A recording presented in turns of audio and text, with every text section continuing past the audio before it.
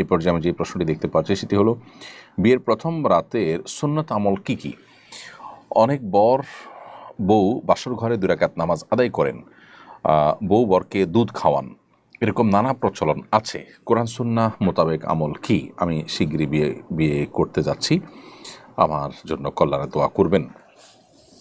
প্রশ্নকর্তা যে হন না কেন, আপনার জন্য আমরা দোয়া করি। আল্লাহ তাআলা আপনাকে দাম্পত্য জীবনের সুখ এবং প্রশান্তি দান করুন এবং আল্লাহর বাধ্যগত এবং অনুগত থেকে দাম্পত্য জীবনে উভয়ে মিলেমিশে চলার তৌফিক আল্লাহ তাআলা আপনাদেরকে দান করুন।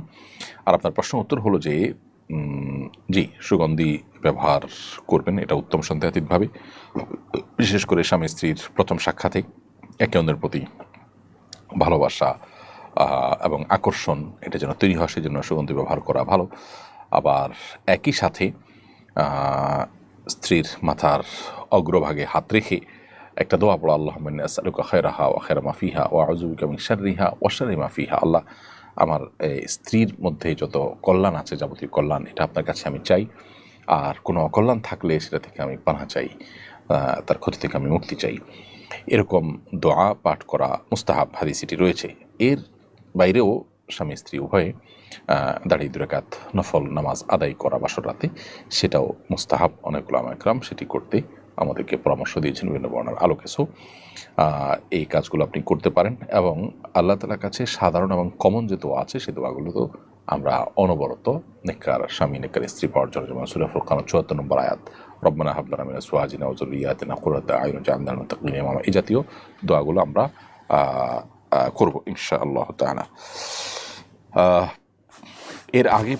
এরপরে প্রশ্ন করেছেন হাফেজ কারি জুবায়ের। আপনি লিখেছেন, দ্বিতীয় বিয়ের কনের সঙ্গে বিয়ের সময় এই মর্মে চুক্তি হয় যে বর বউয়ের কোনো আর্থিক দায় দায়িত্ব পালন করবে না। এই শর্তের ভিত্তিতে বিয়ে করা জায়েজ হবে কিনা? বিয়ে হয়ে গেলে আর্থিক দায়িত্বের বিধান কি? এই টাইপের বিয়েকে এখন আরব বিশ্বগুলোতে বিশেষ করে জাওয়াজে মিসিয়ার তারা বলে, বা মিসিয়ার বিয়ে হিসাবে তারা আখ্যা দেয়।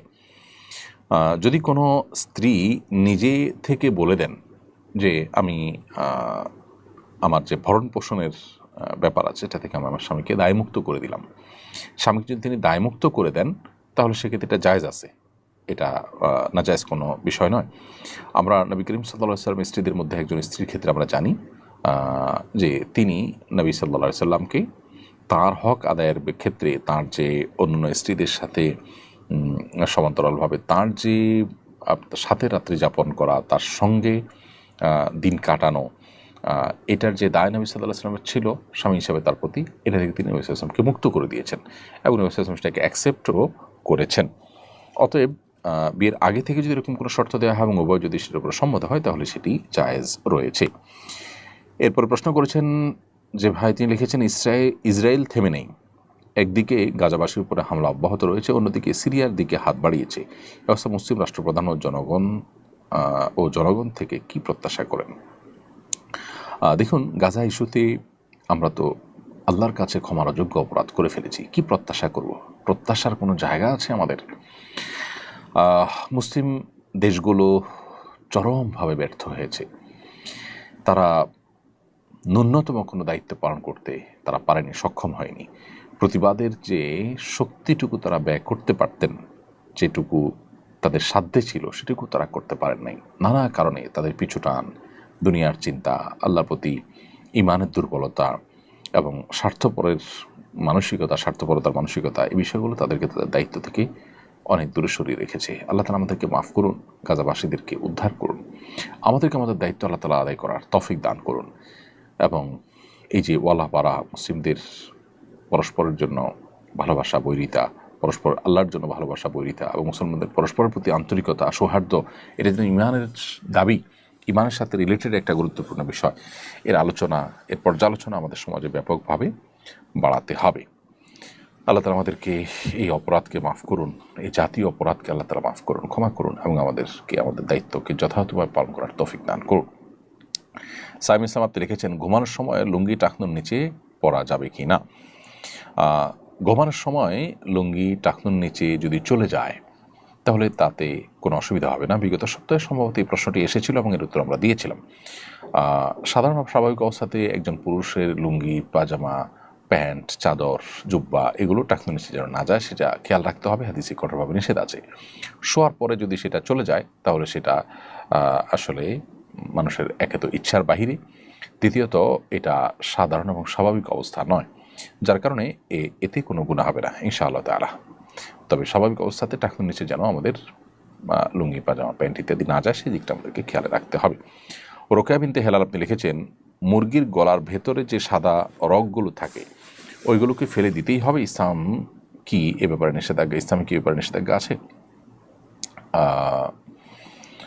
আপনার হাড্ডির ভেতরে এবং আপনার গলার রগের ভিতরে গলার হাড্ডির ভিতরে যে সাদা রগের মতো থাকে এগুলো খাওয়াকে মাকরু বলেছেন ওলামায়ে হানাফ। যদিও এটা হাম্বলি ফকিহগণ বা সৌদি আরবের ওলামায়ে কেরাম এটাকেও খাওয়া জায়েজ বলেন।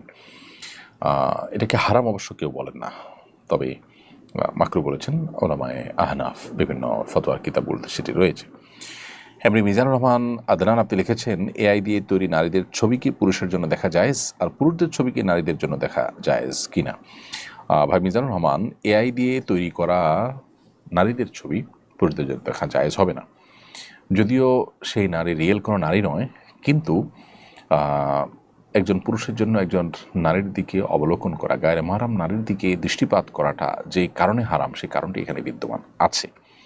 এখানে তার মনের মধ্যে বাজে চিন্তা আসা, কল্পনা জল্পনা হওয়া, তার চরিত্র নষ্ট হওয়া, এই কারণগুলো এখানে বিদ্যমান আছে। ফলশ্রুতিতে এরকম ছবি দেখা থেকে একজন পুরুষকে বিরত থাকতে হবে। এই জন্য এ ধরনের ছবি ক্রিয়েশন করাও উচিত নয় বা ক্রিয়েট করা উচিত নয়। আবার এর বাইরে কোনো পুরুষের ছবি যদি তৈরি করা হয় তাহলে নারীদের জন্য পুরুষদের দিকে দেখাটা সর্বাবস্থায় সাধারণভাবে হারাম বা নিষিদ্ধ নয়। এটার যদিও ওলামা ইকরামের একাধিক মত আছে, কিন্তু বিশুদ্ধর মত হলো ফিতনার আশঙ্কা না থাকলে নারীরা পুরুষদের দিকে তাকাতে পারে। তো সেই দৃষ্টিকোণ থেকে বা সেই হিসেবে এখানে পুরুষের কোনো ছবি আইডি তৈরি করা থাকলে কোনো নারীরা সেদিকে দেখতে পারে। তবে একেবারে পার্সোনাল পার্টস বা একান্ত ব্যক্তিগত অঙ্গ প্রত্যঙ্গ যেগুলো সতর যেগুলো সেগুলো দেখা জায়েজ হবে না কোনো অবস্থাতেই। আমাদের বিয়ের 1 মাস হয়েছে, এখনও শারীরিক কোনো সম্পর্ক হয়নি। হাজব্যান্ড চাচ্ছেন আমরা যখন একসাথে ঢাকায় শিফট হব তখন সন্তান নেওয়ার ব্যাপারে ভাবব, যাতে এর আগে কোনো ঝামেলা না হয়। এখন আমরা দুজন আলাদা ডিস্ট্রিক্টে আছি, এই অবস্থায় আমাদের জন্য জন্ম নিয়ন্ত্রণ করা জায়েজ হবে কি না? প্রথম কথা হলো যে এই ধরনের কোনো প্রতিবন্ধকতা, যেটাকে আপনি প্রতিবন্ধকতা মনে করছেন যে এখন বাচ্চা হলে দুজন দু জায়গায় আসি ঝামেলা হবে, তাহলে আমরা একসাথে থেকে তখন বাচ্চা নেব, এই জন্য ওই পর্যন্ত আমরা জন্ম নিয়ন্ত্রণ করব, এই কারণটা শরিয়া গ্রাহ্য কোনো কারণ নয়। শরিয়ার দৃষ্টিকোণ থেকে জন্ম নিয়ন্ত্রণ তখনই করা যেতে পারে যখন এটা সাময়িক সময়ের জন্য হয় এবং এটার ফলে বাচ্চা কিংবা বাচ্চার বাবা বা মায়ের শারীরিক অসুবিধা তৈরি হওয়ার আশঙ্কা থাকে কিংবা লালন পালন করবার মতো কোনো পরিবেশ না থাকে। এখন সন্তান হলে সন্তানের মা লালন পালন করবেন এবং একটা সময়ের পর আপনারা ঢাকা চলে আসবেন, নিজেরাই সিদ্ধান্ত নিয়েছেন, তাহলে এখন আপনারা যেখানে আছেন না কেন বা আপনি যেখানে থাকেন না কেন সেখানে সন্তান লালন পালন করাটা এমন বিষয় নয় যে এখানে অসম্ভব। হ্যাঁ, 2টা বা 3টা সন্তান আছে ছোট ছোট, এখন আরেকটা সন্তান হলে কোনো কাজের লোক নাই, একা লালন পালন করা কঠিন হয়ে যাবে, এটা একটা বাধা হতে পারে, যুক্তি হতে পারে। কিন্তু এবারে প্রথম সন্তান আপনি নিজের সন্তান নিজে লালন পালন করতে পারবেন আলহামদুলিল্লাহ, সুস্থ স্বাভাবিক মানুষ হলে এটা আপনার জন্য অসম্ভব বা অসাধ্য নয়। বিধায় সন্তান এই মুহূর্তে হলে দুজনের মধ্যে ভুল বোঝাবুঝি হতে পারে, এটা একেবারেই একটা দূরবর্তী যুক্তি, এটা খোলা একটা যুক্তি, এটা কোনো গ্রহণযোগ্য যুক্তি নয়, যার কারণে এর ভিত্তিতে আপনারা জন্ম নিয়ন্ত্রণ করতে পারবেন না। জন্ম নিয়ন্ত্রণটা মৌলিকভাবে কোনো জায়েজ বিষয় নয়, বরং শর্ত সাপেক্ষে সেটি জায়েজ হয়। আল্লাহ তাআলা আমাদেরকে বিবাহের মাধ্যমে দাম্পত্য সম্পর্কের মাধ্যমে মানব ধারা পৃথিবীতে অব্যাহত রাখবার নির্দেশ দিয়েছেন। বিধায় এখানে নিয়ন্ত্রণটা করা যাবে শর্ত সাপেক্ষে, সাধারণ অবস্থায় নয়। আর আপনি যে অজুহাতের কথা বলেছেন সেই অজুহাত আসলে শরিয়া গ্রাহ্য অজুহাত নয়। রোশনা আক্তার আপনি লিখেছেন, আমি একজন চাকরিজীবী, আমার স্বামীর ইনকাম আমার চেয়ে কম, তাই সে আমার বেতন পুরোটাই সংসারে খরচ করে, আমার খারাপ লাগে, এতে কি আমার স্বামীর পাপ হবে? বোন রোশনা আক্তার, আপনি আপনার উপার্জনের পুরোটা স্বামীর সংসারে খরচ করতে বাধ্য নন, বরং আপনি সামান্যটুকুও খরচ করতে বাধ্য নন। আপনার স্বামীর ইনকাম আপনার চেয়ে কম দেখে আপনার ভেতরে পুরোটা সংসারে খরচ করার অধিকার তার নাই। আপনি বিনয়ের সাথে তাকে বোঝাতে পারেন, আমাদের এই ভিডিও ক্লিপ তাকে শোনাতে পারেন, কিংবা অন্য কোনো আলেমের শরণাপন্ন হয়ে তাকে বোঝাতে পারেন। নিজে সরাসরি বললে অসুবিধা মনে করলে অন্য কাউকে দিয়ে তাকে বলতে পারেন, এবং আপনি বিনয়ের সাথে তাকে বাধা দিতে পারেন, অথবা আপনি কিছু টাকা রেখে দিতে পারেন যে আমি কিছু টাকা রাখছি, সব খরচ করতে চাচ্ছি না, এটা বলা আপনার রাইট আছে। এতে তিনি যদি ভুল বোঝেন সেটা একান্তই তার ত্রুটি, আপনার ত্রুটি নয়। তারপরও আপনি যদি পুরাটা তার সংসারে, স্বামীর সংসারে খরচ করতে চান, আপনি সন্তুষ্টির সাথে করতে চান, এটা আপনার ব্যাপার। কিন্তু আপনি নিজে বলেছেন যে আপনার খারাপ লাগে, তার মানে আপনি সন্তুষ্ট নন। এমন অবস্থায় আপনার স্বামীর এই কাজটা অন্যায়। আপনি খোলামেলা তাকে বলে আপনার যতটুকু প্রয়োজন আপনি রাখা, বা যতটুকু আপনি স্বামীকে দিতে চাচ্ছেন, যতটুকু দেওয়া, এই ডিসিশনটা আপনাকে নেওয়া উচিত স্বামীকে বলে। ইসরায়েলি পণ্য আলেমরা ব্যবহার করতে নিষেধ করেছেন, কিন্তু এরকম একটি পণ্য আমার জন্য বিদেশ থেকে একজন আত্মীয় উপহার পাঠিয়েছেন, এখন করণীয় কি?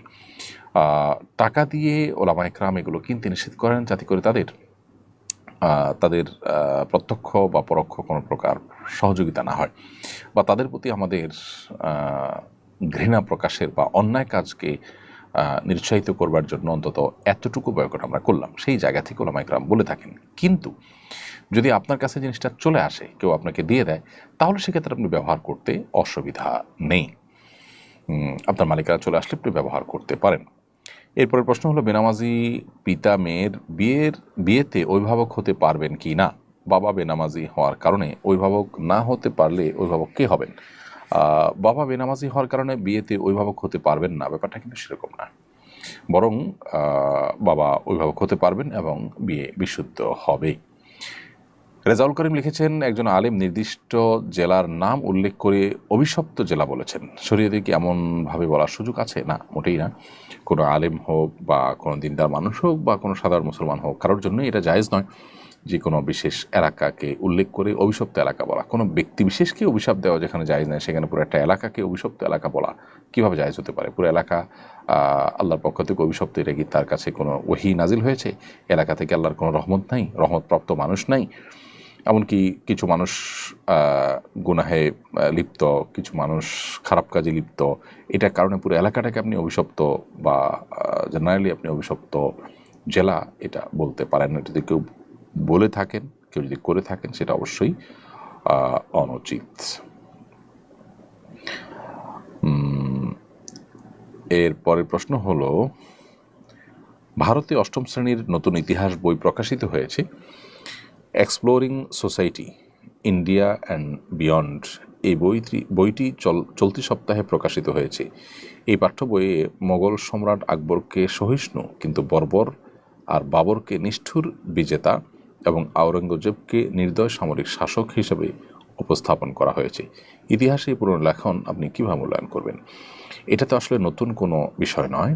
ভারতে ইতিহাস বিকৃতির এই বিষয়টি অনেক পুরনো। বাংলাদেশ যখন ভারতের কর্তৃগত ছিল, বাংলাদেশে যখন পুতুল সরকার ছিল, তখনও হুবহু এভাবেই আমাদের পাঠ্যপুস্তকে ইতিহাস বিকৃতি করবার অপচেষ্টা আমরা করতে দেখেছি। এটা নতুন কোনো বিষয় নয়। আমার মনে হয় ইতিহাসকে বিকৃতি করার চেষ্টা করে আসলে কেউ সফল হয় না।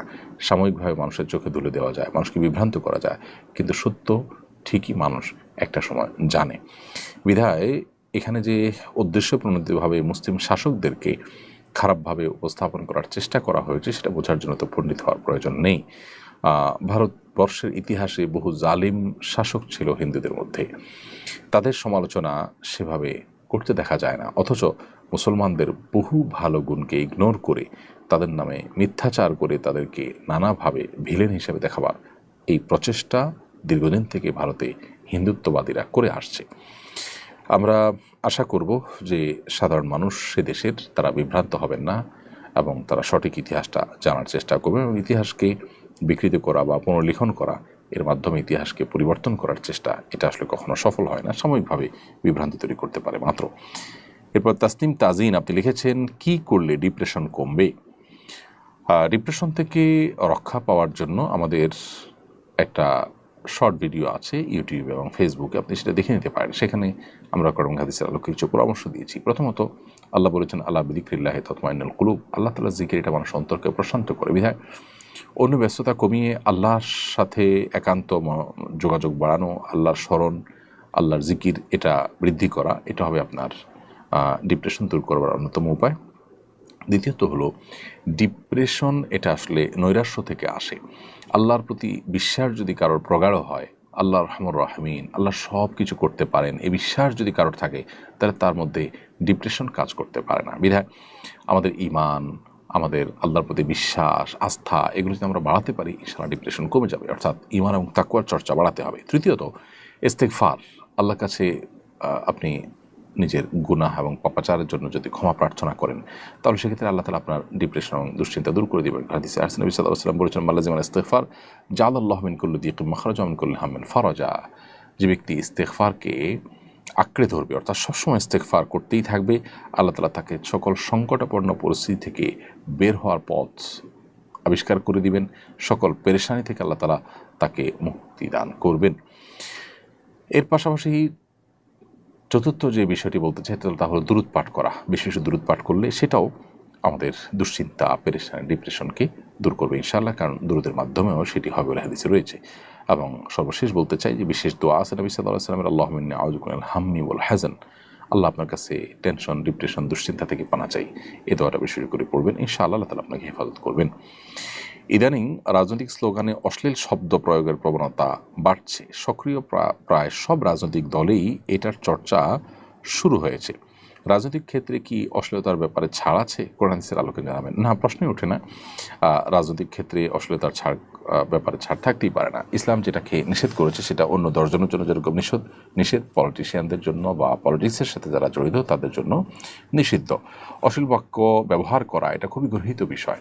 এটা এমনিতেই আমাদের সমাজে রাজনৈতিক অস্থিরতা অনেক বেশি বিরাজমান, পরস্পরের মধ্যে শ্রদ্ধাবোধের ঘাটতি এমনি আছে। সেক্ষেত্রে এই কালচার যদি ডেভেলপ হয়, তাহলে আমরা আরও বেশি ক্ষতিগ্রস্ত হব, আমাদের রাজনৈতিক কালচার আরও নষ্ট হবে। নবী করিম সাল্লাল্লাহু আলাইহি ওয়াসাল্লাম অশ্লীলতাকে কখনো প্রশ্রয় দেননি। দেখুন, মক্কার মানুষজন প্রিয় নবী সাল্লাল্লাহু আলাইহি ওয়াসাল্লামের প্রচণ্ড বিরোধী ছিল। তাদের শত্রুতা এত চরমে পৌঁছেছে যে নবী সাল্লাল্লাহু আলাইহি ওয়াসাল্লামকে তারা তাঁর আপন মাতৃভূমি থেকে বের হয়ে যেতে বাধ্য করেছে। এবং নবী করিম সাল্লাল্লাহু আলাইহি ওয়াসাল্লাম এবং তার সাথে যারা ঈমান এনেছে তাদের প্রতি নিষ্ঠুর বর্বর আচরণ করেছে, জুলুম করেছে, নির্যাতন করেছে। এত বড় শত্রু হওয়ার পরও নবী সাল্লাল্লাহু আলাইহি ওয়াসাল্লাম বা তার সাহাবীরা মক্কার মুশরিকদেরকে আপনার গালমন্দ করা, অশ্লীল কোনো উক্তি করা তাদের সম্পর্কে, এটা আপনি দেখাতে পারবেন না। এটাই হলো ইসলামের শিক্ষা। অতএব আমাদের রাজনৈতিক কালচারে পরস্পরের শ্রদ্ধাবোধটা থাকা দরকার। কোনো অবস্থাতেই পরস্পরকে তুচ্ছতাচ্ছিল্য করা, হেয় প্রতিপন্ন করা এবং বিশেষ করে যে অশ্লীল বাক্যালাপ করা, এটা বন্ধ হওয়া উচিত। কোনো দলের অনুসারে এটা করলে দলের সিনিয়ররা, নেতাকর্মীরা দায়িত্বশীল পর্যায় থেকে তাদের এগুলোকে নিরুৎসাহিত করা উচিত। এটা সুস্থ এবং শুদ্ধ রাজনৈতিক ধারা বিকাশে আমাদের জন্য সহায়ক হবে ইনশাআল্লাহ তাআলা। নবী করিম সাল্লাল্লাহু আলাইহি ওয়াসাল্লাম থেকে একটা হাদিস বর্ণিত হয়েছে সহিহ ইবনে হিব্বানে, আরও বিভিন্ন হাদিস কিতাবে, যে আবু দারদা রাদিয়াল্লাহু তাআলা বলেছেন, নবী সাল্লাল্লাহু আলাইহি ওয়াসাল্লাম বলেছেন, ইন্নাল্লাহা ইউবগিদুল ফাহিশাল বাদি, আল্লাহ তাআলা অশ্লীল উক্তিকারী এবং নিচু কথা বলে, নিচু আচরণ করে এরকম মানুষকে অপছন্দ করেন। আর নবী করিম সাল্লাল্লাহু আলাইহি ওয়াসাল্লাম তিনি তার সম্পর্কে হাদিসে বর্ণিত হয়েছে যে তিনি লাআন, তাআন, ফাহিশ ছিলেন না, অশ্লীল উক্তিকারী ছিলেন না, তিনি আপনার অভিসম্পাদকারী ছিলেন না। অতএব অশ্লীল উক্তি এটা অন্য 10 জন মুসলমানের জন্য যেরকম হারাম, ঠিক একইভাবে রাজনৈতিক দলের নেতা, কর্মী, অনুসারী তাদের জন্য হারাম। বিদায় সোশ্যাল মিডিয়াতে একজন অন্যজনকে বাজে উক্তি করা বা একজন আরেকজনের প্রতি, ভিন্ন মতের মানুষের প্রতি অশ্লীল উক্তি করা, এগুলো খুবই গর্হিত কাজ। এরপরে তমিন ইসলাম আপনি লিখেছেন, ফর্সা হওয়ার ক্রিম ব্যবহার করলে কি গুনাহ হবে? এটা স্বাভাবিক আকৃতি পরিবর্তন হিসাবে গণ্য হবে কিনা? উত্তর হলো না। ফর্সা হওয়ার ক্রিম ব্যবহার করলে আসলে আমাদের আকৃতি পরিবর্তন বলতে যেটা বোঝায় সেরকম কিছু হয় না, বিধায় এটা ব্যবহার করা হারাম হবে না। তবে আমরা যখন প্রসাধনী ব্যবহার করব, সতর্ক থাকতে হবে এগুলোতে হারাম কোনো উপাদান আছে কিনা। আমরা খাদ্য গ্রহণের ক্ষেত্রে, পানীয় গ্রহণ করার ক্ষেত্রে হালাল হারাম বাছ বিচার করলেও আমরা অনেকেই জানি না যে প্রসাধনী ব্যবহারের ক্ষেত্রে হালাল হারাম বাছ বিচার করার বিষয়টা রয়েছে।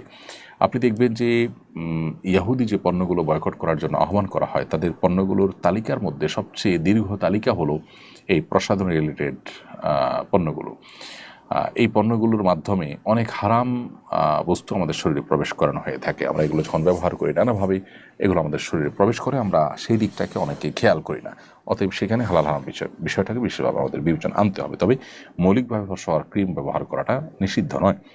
আব্দুল্লাহ মাহমুদ আপনি লিখেছেন, আমার মা আমার বাবাকে ডিভোর্স দিয়ে চলে যান যখন আমার বয়স 5 বছর এবং আমার ভাইয়ের 7 বছর চলে। এরপর আমার বাবা আবার বিয়ে করেন। আমার সৎমা খুব ভালো, উনি আমাদের আজকে 14 বছর ধরে খুব যত্ন সহকারে লালন পালন করেন।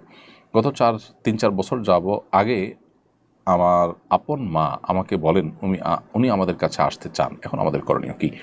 আব্দুল্লাহ মাহমুদ, আপনি আপনার সৎমা যিনি যিনি আপনাকে লালন পালন করছেন তার প্রতি আপনি কৃতজ্ঞ, এটা ভালো। তিনিও আপনার এক প্রকারের মা, সেটা এবং তার অবদান আছে, সেই হিসাবে আপনি তার প্রতি কৃতজ্ঞ হতেই হবে, সেটা ঠিকই আছে। কিন্তু যিনি আপনার জন্মদাতা মা, তিনি যদি আপনার প্রতি কোনো অবিচার করে থাকেন, আপনাদের প্রতি কোনো অন্যায় করে থাকেন, তিনি তার জন্য আল্লাহর কাছে দায়ী থাকবেন। কিন্তু সন্তান হিসাবে আপনাদের উচিত তিনি আসতে চাইলে তাকে আসতে দেওয়া বা সেই ব্যবস্থা গ্রহণ করা, কারণ দিন শেষে তিনি আপনার জন্মদাতা মা, আপনার গর্ভধারণকারিণী মা। অতএব আপনাকে গর্ভধারণ করেছেন, দুনিয়ার আলো দেখতে ভূমিকা রেখেছেন, কষ্ট করেছেন, এটুকুর জন্য হলেও তার প্রতি আপনাদের কৃতজ্ঞ থাকতে হবে। সবচেয়ে বড় কথা হলো মা বাবার প্রতি সদয় হওয়া, তাদের প্রতি সদাচরণ করা, তাদের প্রতি দায়িত্বশীল হওয়া, তাদেরকে শ্রদ্ধা করা, ভালোবাসা, তাদের হকগুলোকে আদায় করার নির্দেশ আল্লাহ তাআলা আমাদেরকে দিয়েছেন। এটা কিন্তু বিনিময়ে না, অর্থাৎ মা বাবা দিয়েছেন তাই আমাকে দিতে হবে, মা বাবা যদি আমার প্রতি অসদাচরণ করেন তাহলে আমি আর সদাচরণ করবো না, ব্যাপারটা এরকম না। এটা গিভ অ্যান্ড টেকের ব্যাপার না, গিভ অ্যান্ড টেকের সম্পর্কটা অন্যদের সাথে, আর এখানে এটা তাদের মা হওয়ার কারণেই তার প্রাপ্য হয়ে গেছে। সংসদে নারী আসন বাড়িয়ে দ্বিগুণ করার পরিকল্পনা করছে ঐক্যমত্য কমিশন। বিষয়টিকে জুলাই আন্দোলনের স্পিরিটের সঙ্গে সঙ্গতিপূর্ণ মনে করেন কিনা? একেবারেই নয়। আমরা বিগত সরকারগুলোর সময় আমরা দেখেছি যে নারীদের জন্য সংরক্ষিত যে আসন রাখা হয় সেখানে অযোগ্য নারীরা স্থান পান সাধারণত, কারণ জনগণ যেহেতু সেখানে ভোটের মাধ্যমে যোগ্য পার্থক্য করবার সুযোগ থাকে না, রাজনৈতিক দলগুলো তাদের মতো করে নির্বাচন করবার সুযোগ থাকে, সেখানে সাহেবদের স্ত্রীদের এমপি হওয়ার খায়েশ পূরণ হওয়ার একটা পথ সুগম হয়। এবং বিগত সময়ে অনেক এই জাতীয় সংরক্ষিত আসনে এমপিদের বক্তব্য শুনে মানুষ বিনোদন এবং হাসির খোরাক পেয়েছে, সেখানে এরকম বহু ঘটনা আমাদের সামনে রয়েছে। যারা আসলে ভোটের মাধ্যমে আপনার লড়াই করে এমপি হওয়ার মতো যোগ্যতা রাখেন না, তারা আইন প্রণয়নে কী ভূমিকা রাখতে পারবেন? এরকম কোটার সিস্টেম যদি চালু করতে হয় তাহলে সেক্ষেত্রে সমাজে বহু অবহেলিত মানুষ আছে, আলেমুলামার অবহেলিত, তারা গতানুগতিক রাজনৈতিক এই কালচারের মধ্যে তারা আসলে আপনার ভোটের লড়াই জিতে আসা তাদের জন্য কঠিন, নানাভাবে তাদেরকে কোণঠাসা করে রাখা হয়। নারীকে কোণঠাসা করে রাখা হয়, এই যুক্তি যদি তাদের জন্য কোটা রাখেন তাহলে সেক্ষেত্রে আপনি আলেমদের জন্য কোটা রাখেন, আপনি আরও বহু জনগোষ্ঠী মানুষকে কোটা আনতে হবে। যে কোটার বিরুদ্ধে আন্দোলন হয়েছে, নতুন বাংলাদেশ হয়েছে, সেই কোটা আবার ফিরিয়ে আনা এবং সেটার পরিমাণ বাড়ানো, এটা কোনো অবস্থাতে যৌক্তিক হতে পারে না। ঐক্যমত্য কমিশনের এই কাজের তীব্র নিন্দা জানাচ্ছি, আমরা বিরোধিতা করছি। আমি মনে করি আমার মতো আরও বহু রাজনৈতিক অরাজনৈতিক দল ব্যক্তিও এটা বিরোধিতা করেছে। আশা করি যে তারা সেটাকে আমলের নেবে এবং গুরুত্বের সাথে দেখবে। অনেক বাড়ি মালিক বড় পরিবারকে বাসা ভাড়া দিতে চান না, যদি শুনেন বাচ্চা 3-4টা তাহলে ভাড়া দিতে অস্বীকৃতি জানান, এটা জায়েজ আছে কিনা? মৌলিকভাবে তো কোনো বাড়িওয়ালার এই অধিকার আছে যে তিনি তার কার কাছে ভাড়া দিবেন না দিবেন, কোন ক্রাইটেরিয়া দিবেন না দিবেন, এটা এখানে তো তার ব্যাপার, কিন্তু এটা জায়েজ আছে মৌলিকভাবে তার জন্য। তবে সন্তান বেশি দেখে ভাড়া না দেওয়া, একটু পানি বেশি খরচ হবে বা বিজলিটা বেশি খরচ হবে, এটা নিশ্চয়ই ছোটো লোকই, নিশ্চয়ই সেটা অনুচিত কাজ। একটা হলো আইন জায়েজ না জায়েজ হওয়ার বিষয়টা আইন দ্বারা নির্ধারিত হয়, আইন দ্বারা নির্ধারিত হয়, কিন্তু আরেকটা আছে নৈতিকতার প্রশ্ন। নৈতিকতার প্রশ্ন এটি অনুচিত একটা কাজ। বাংলাদেশের জাতিসংঘের মানবাধিকার কমিশনের আনুষ্ঠানিক কার্যক্রম শুরু হলো, এ নিয়ে সরকার আলেমদের আপত্তিকে তোয়াক্কাই করলো না। সরকার কতটা যথাযথ আচরণ করলো বলে আপনি মনে করেন? দেখুন, প্রথম কথা হলো যে জাতিসংঘ মানবাধিকার কমিশনের অফিস খোলা, এটা হলো এই সরকারের সবচেয়ে গর্হিত, সবচেয়ে জঘন্য কর্মকাণ্ডগুলোর মধ্যে থেকে একটা। বিধায় এই ব্যাপারে সরকার আরও দায়িত্বশীল আচরণ করবে সেটি আমরা প্রত্যাশা করি, এবং সেটা না করলে তারা আল্লাহর কাছে দায়ী থাকবেন, জনগণের কাছে তারা দায়ী থাকবেন। যদিও জনগণের কাছে তাদের যেতে হবে না, বর্তমান সরকার কোনো নির্বাচিত সরকার নয়, কিন্তু তাদের এই কর্মকাণ্ডের কারণে ইতিহাসে তারা কালপিট হিসাবে লেখা থাকবে।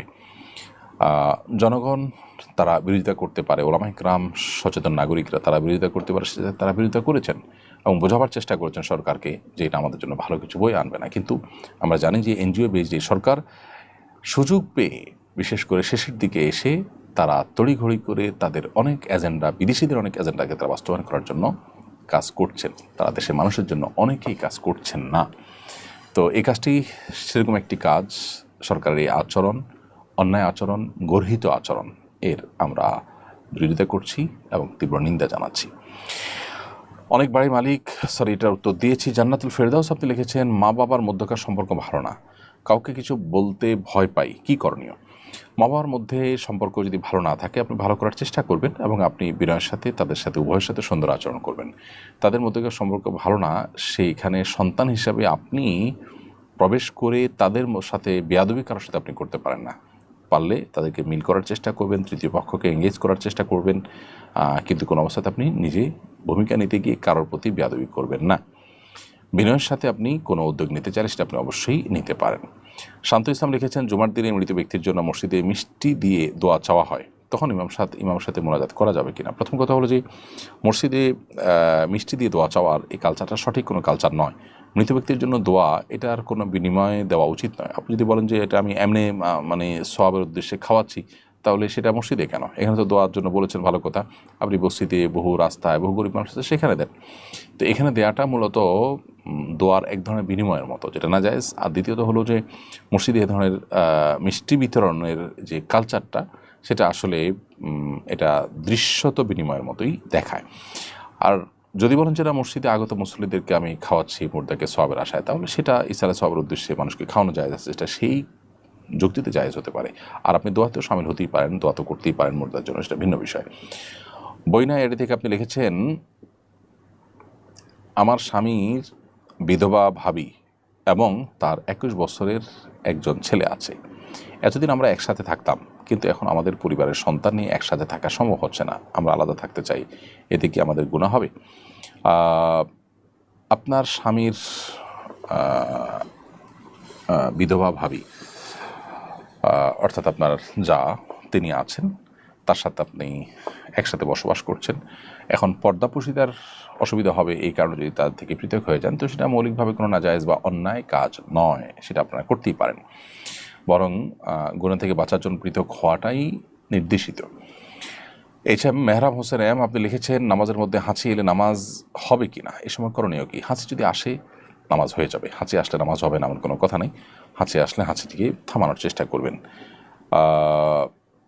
বা হাঁচির সময় মুখে এতে হাত দেওয়ার চেষ্টা করবেন, আশপাশে মানুষের যেন গায়ে আপনার কোনো ময়লা না যায়। জায়ান আহমেদ লিখেছেন, বর্তমানে মিনার কিছু তাঁবু মুজদালিফার সীমানায় দেওয়া হয়েছে, এখানে অবস্থান করলে কি মিনা মুজদালিফায় দুই উকুফই হবে?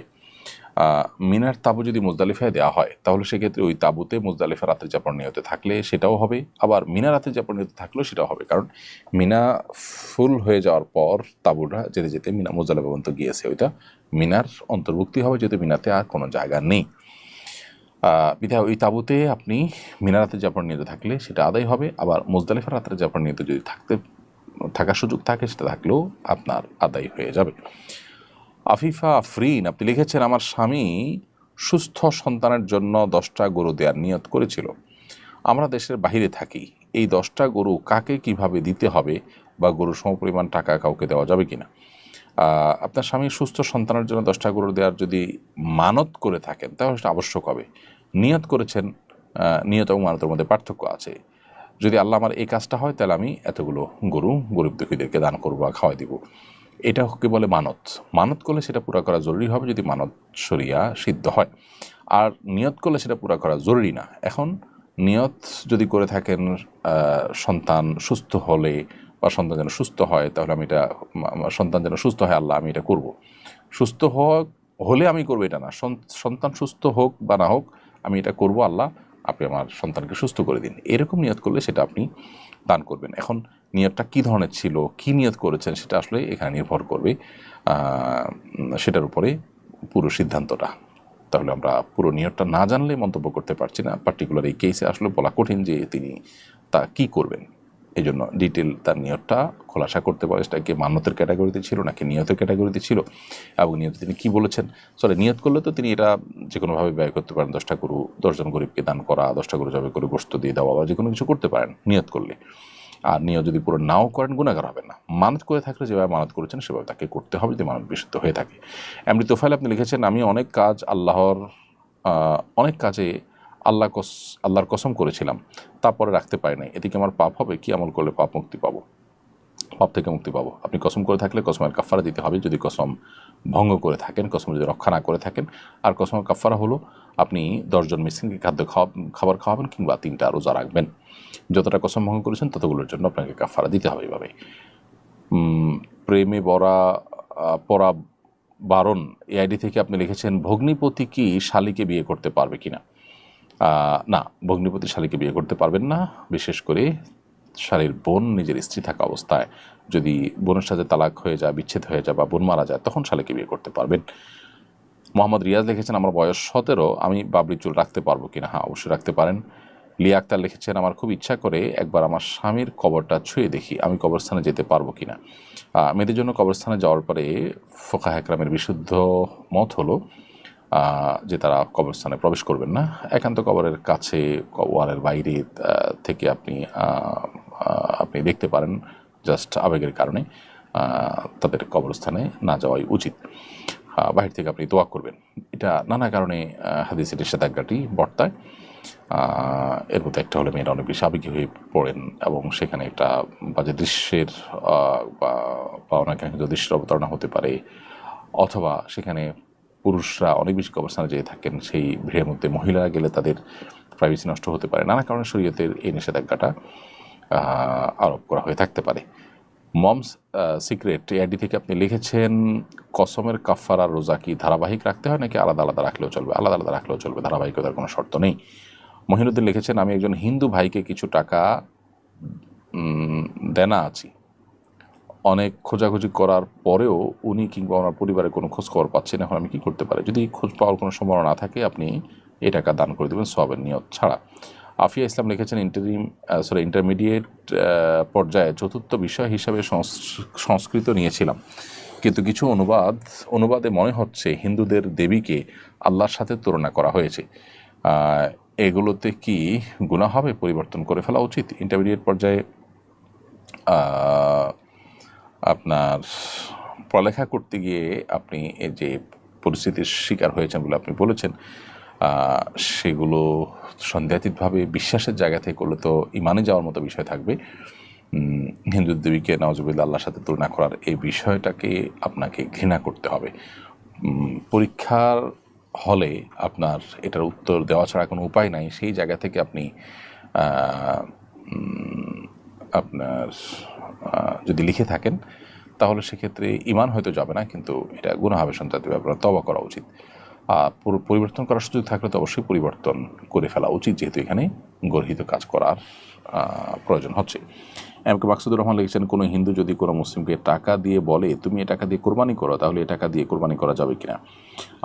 কেউ যদি টাকা দেয় কোনো হিন্দু, তার থেকে টাকা নেওয়া যেতে পারে, সে যদি গিফট হিসাবে দেয় সেটাকে আপনি কোরবানি করতে পারেন। বিউটি বি এআইডি থেকে লিখেছেন, আমার ফজরের নামাজের পর ঘুম আসে, এর কারণে আমার ক্ষতি হবে কিনা? ফজর নামাজের পরে না ঘুমানোটাই উত্তম, কিন্তু এটা এমন কোনো বিষয় না যার কারণে গুনাহ হবে। লাকি একটা লিখেছেন, আমি 3 সন্তানের মা, 3টাই সিজার, আর বাচ্চা নিতে চাইনি কিন্তু আল্লাহ দিয়েছেন, 4 নম্বর সিজার হবে, এখন কি আমি জরায়ু উল্টে দিতে পারবো? কারণ এরপর বাচ্চা হলে লাইফ রিস্ক হবে। প্রথম কথা হলো যে সত্যি এটা লাইফ রিস্ক কিনা সেটা নিশ্চিত হওয়া দরকার। যদি লাইফ রিস্ক একান্ত না হয় তাহলে সেক্ষেত্রে আপনি এমনটি না করে বরং কঠোরভাবে জন্ম নিয়ন্ত্রণ করতে পারেন। আর যদি এটা লাইফ রিস্ক হয়, সেটাই চূড়ান্ত সত্য এবং আপনাকে বেঁচে থাকার প্রয়োজনটা করতেই হয়, বিকল্প কোনো উপায় না থাকে, তাহলে তো জায়েজ হতে পারে। নাজমুল মিয়া লিখেছেন, বউ কথায় কথায় রাগ করে কি করব? এই জাতীয় ইস্যুগুলো নিয়ে আমাদের অনেক বক্তব্য আছে সোশ্যাল মিডিয়াতে, বিস্তারিত সেগুলো শোনার চেষ্টা করেন। আমরা সংক্ষিপ্ত ভাষণ একেবারে লাইভের শেষের দিকে আমরা স্কিপ করছি। রুবেল লিখেছেন, সরকারি খালের জায়গা ভরাট করে মসজিদ নির্মাণ করা হচ্ছে, এবার ইসলাম কি বলে? সরকারি খালের জায়গা ভরাট করে মসজিদ নির্মাণ করা উচিত হবে না। মসজিদ নিষ্কণ্টক জায়গাতে করার চেষ্টা করা উচিত। আল্লাহর ঘরকে আসামের কাঠগড়া দাঁড় করানো আমাদের উচিত নয়।